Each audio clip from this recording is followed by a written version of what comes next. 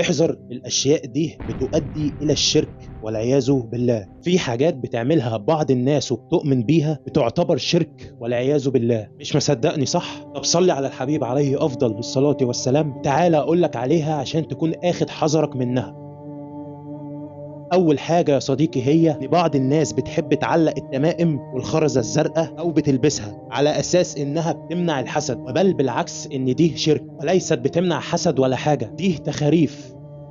تاني حاجة يا صديقي هي الأبراج، ودي بقى مش بعض الناس، لا دي بنسبة 70% إن الناس كلها مؤمنة بيها ومقتنعة إن من خلال الأبراج بتقدر تعرف تفاصيل الشخص وغيبياته اللي هو مستقبله يعني. وده طبعا شرك صريح والعياذ بالله، لأن مفيش حد يقدر يطلع على الغيب إلا الله عز وجل، هو عالم الغيب وليس الأبراج يا أصحاب العقول. تالت حاجة يا صديقي هي الحلفان بغير الله، وده طبعا احنا عاملين بيه فيديو منفصل.